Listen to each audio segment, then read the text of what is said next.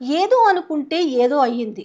నేనైతే అనుకుంటారు జనరల్‌గా. అరే! నాకు ఈ మనిషి నా మీద ఇది జేషిర్రు గదా! నా మీద కంప్లెయింట్లు ఇచ్చిర్రు గదా! జనరల్‌గా మనం స్కూల్‌లో ఎల్‌కేజీ పిల్లల కానించి జూసుకుంటే ఇది ఇటు రాజకీయాల్లో గావచ్చు, ప్రతి దాంట్లో ఆఫీస్‌లల్లో గావచ్చు, ఎక్కడైనా గూడా జూస్తుంటాం. అరే! పలానా రోజు వీడు నా మీద హ్మ్, నా పైన ఆఫీసర్‌కి, నా పైన ఉన్న సుపీరియర్‌కి కంప్లెయింట్ ఇచ్చిండు గదా!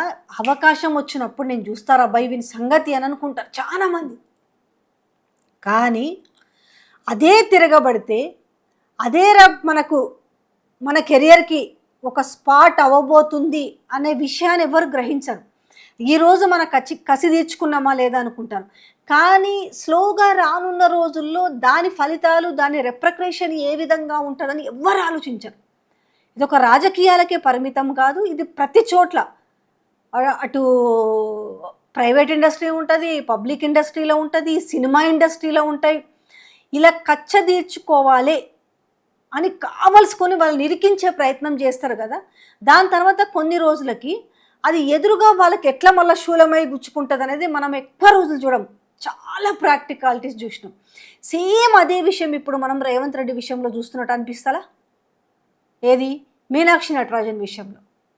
ఎందుకనంటే మిగతా వాళ్ళెవరు గూడా లేఖలు రాసినా గూడా హైకమాండ్‌కు ఇప్పుడు సపోజ్ పీసీసీ చీఫ్ రాసినా, లేకపోతే మంత్రులు లేఖలు రాసినా, ఎమ్మెల్యేలు లేఖలు రాసినా గూడా అవి ఒక కాపీ అటు రాహుల్ గాంధీ దగ్గరికి పోతది.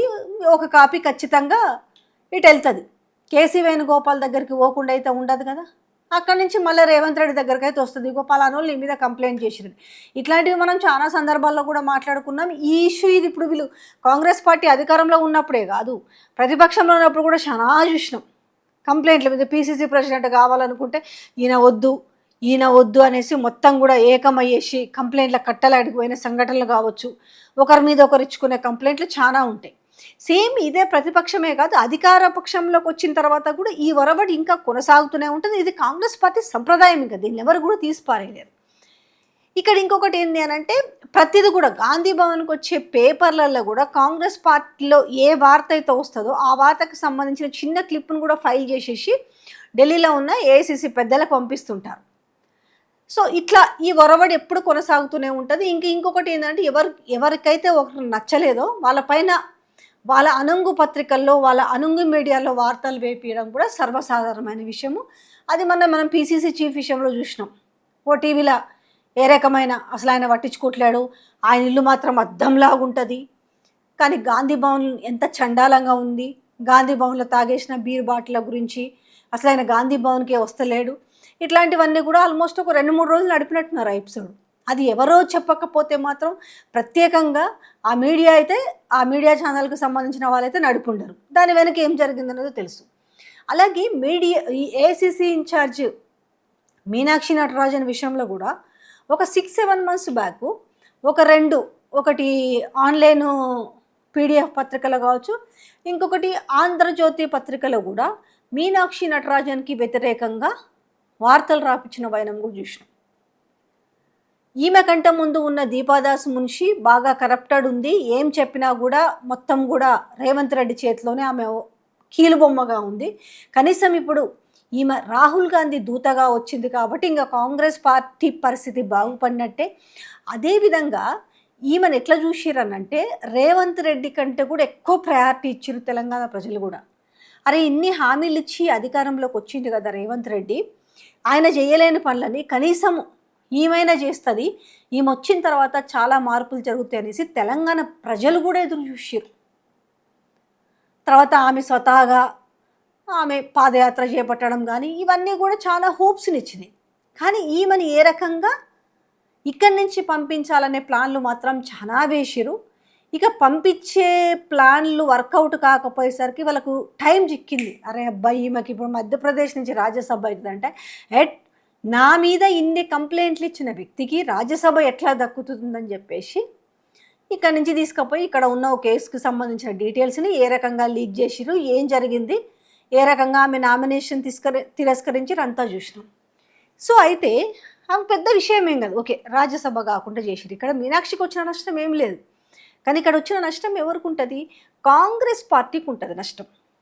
ఒక రాజ్యసభ సీటు పోయిందంటే ఇప్పుడు ఆమె రాజ్యసభగా ఇప్పుడు అదే కదా ఇప్పుడు ఏఐసిసి పెద్దలు ఆలోచిస్తుంది రాహుల్ గాంధీ ఏందనంటే ఆమెకు నిజంగా చెప్పాలంటే ఒక అవమానమే, పార్టీ నుంచి ఒక అవమానం అని చెప్పాలి. ఇప్పుడు ఆమెను ఏం చేయాలి? ఎక్కడి నుంచో కాదు, ఎక్కడి నుంచి అయితే ఆమెకి రాజ్యసభ తిరస్కరించబడిందో మీన్స్ తెలంగాణ నుంచే కదా ఆమె మీద ఈ షికాయతులన్నీ చెప్పి ఆమెని రాజ్యసభకి పోకుండా చేసింది. సో అలాంటప్పుడు ఇప్పుడు ఏం చేయాలి? తెలంగాణ నుంచి ఆమెను రాజ్యసభకు పంపించాలి. సో ఇప్పుడు తెలంగాణ నుంచి నలుగురు ఉన్నారు. ఇప్పుడు నలుగురు ఇట్లా ఎవరిని ఇప్పుడు రాజీనామా చేపిస్తారు? రీసెంట్లీగా రాజ్యసభకు వెళ్ళిన వ్యక్తి ఎవరు? వేం నరేందర్ రెడ్డి. వేం నరేందర్ రెడ్డిని ఎందుకు రాజీనామా చేయించాలి?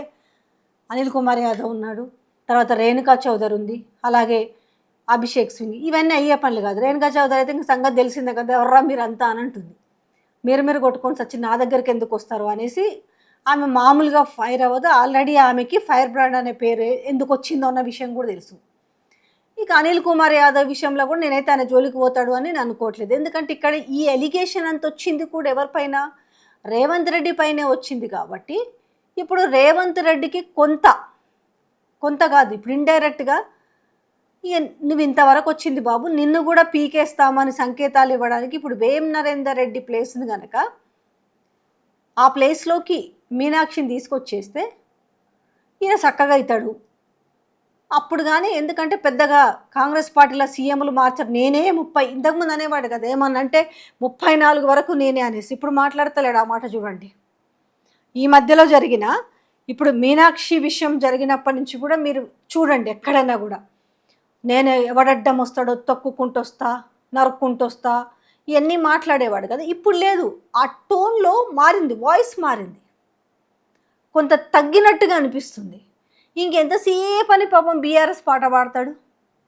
వాళ్ళు మాత్రం ఈయన ఒక సామెత ఉంటుంది, ఒర్లి వాడే పోతాడు, వండక తిని పోతారంటారు చూసినావా? ఆ రకంగా వాళ్ళ పని వాళ్ళు హ్యాపీగా చేసుకొని పోతున్నారు. ప్రజల్లోకి ఏ రకంగా పోవాలి, ప్రజల సమస్యల గురించి ఏ రకంగా ఇది చేయాలనేది వాళ్ళంతా కూడా చక్కగా ప్లాన్ వర్కౌట్ చేసుకున్నాడు. ఈయననే ఇక్కడ ఆగమాగం అవుతున్నాడు. ఎంతసేపు పొద్దున్న లేస్తే తెలంగాణ తొలి ముఖ్యమంత్రి, అటు కేసీఆర్ గురించి కావచ్చు, ఇటు హరీష్ రావు గురించి కావచ్చు, లేదు అని అంటే ఇటు కేటీఆర్ గురించి. ఇవి తప్ప ప్రజలకు అవసరమైన విషయాలు ఏమీ చెప్పట్లేదు. ఇప్పుడు కనుక వేం నరేందర్ రెడ్డిని రాజీనామా చేయించి మీనాక్షిని కనుక తెలంగాణకి రాజ్యసభకి పంపిస్తే తెలంగాణ నుంచి ఖచ్చితంగా రేవంత్ రెడ్డి దారికి వస్తాడు. బీజేపీ తోటి ఈ అంటగా అంటే ఉండాలి కాంగ్రెస్ పార్టీలో అనుకుంటే కట్టుబడి ఉంటాడు, లేదంటే కాంగ్రెస్ పార్టీని వదిలి వెళ్ళిపోతాడు అనేసి ఫైనల్గా ఒక నిర్ణయానికి వచ్చిరట. ఏం మారుస్తారా అని మాట్లాడచ్చు. ఎందుకు మార్చారు? కర్ణాటకలో సిద్ధరామయ్యనే మార్చిరు కదా, మళ్ళా గెలిపించుకోగల సత్తా ఉంది. ఆయన ఎమ్మటి పిలిస్తే వచ్చి ఎమ్మెల్యేలు ఉన్నారు. అంతా ఉండి కూడా సిద్ధరామయ్యని మార్చి, ఎందుకంటే ఒప్పించి మార్చిరు అంటే అర్థం చేసుకోవచ్చు. ఏం తెలంగాణలో పెద్ద కష్టమా? ఎంతమంది పోతారు? రేవంత్ రెడ్డి ఒకవేళ బయటకు వస్తా అంటే ఇప్పుడు రాహుల్ గాంధీని కాదని ఎంతమంది పోతారు బయటికి? అందులో రేవంత్ రెడ్డి పరిపాలన చూసిన తర్వాత ఈయనమ్మటి పోయేటోళ్ళు ఎంతమంది ఉంటారు? సో ఇవన్నీ పెద్దగా రాహుల్ గాంధీకి తలనొప్పి అయిన విషయాలు ఏమీ కావు. ఖచ్చితంగా ముందైతే ఆమె గనక తెలంగాణ నుంచి రాజ్యసభ గనక పంపిస్తే ఖచ్చితంగా ఇక్కడ ఏ రకమైన మార్పు ఉంటుందనేసి వాళ్ళు డైరెక్ట్గా ఇండికేషన్స్ ఇస్తున్నట్టు. ఎందుకంటే ఒకవేళ పోనీలే ఉండని 5 సంవత్సరాలు అనుకుంటే అవకాశం ఇచ్చిరు కదా అని, అలసిచ్చిరు కదా అని చెప్పేసి ఇక వాళ్ళనే తొక్కుకుంటూ పోతా అంటే ఎవరు మాత్రం చూస్తూ ఊరుకుంటారు చెప్పండి? పార్టీ వాళ్ళది, రాష్ట్ర పార్టీ కూడా కాదు కదా, జాతీయ పార్టీ వాళ్ళ చేతుల్లో ఉన్నది. వాళ్ళ రాజు దలుచుకుంటే దెబ్బల కొదవా? సో కాబట్టి ఇక్కడ ఖచ్చితంగా సీఎం సీట్లో మార్పు ఉండదన్న గ్యారంటీ అయితే ఏం లేదు. స్పష్టంగా ఇప్పుడు జరుగుతున్న సంకేతాలు అయితే అర్థమవుతున్నాయి. మీరు కర్ణాటకలో సిద్ధరామయ్య సీఎం పదవి పోయిన కానించి మార్చి డీకే శివకుమార్కి ఇచ్చిన కానించి మీరు అబ్జర్వ్ చేస్తే రేవంత్ రెడ్డి వాయిస్లో కూడా చూడవచ్చు. ఇంతకుముందు అంటే నేను 34 వరకు ఉంటాను అనేవాడు. కనీసము ఈ 29 వరకన్నా ఉంటాడా లేదా అనేది ఇప్పుడు ఆయనకే డౌట్ వస్తుందంట.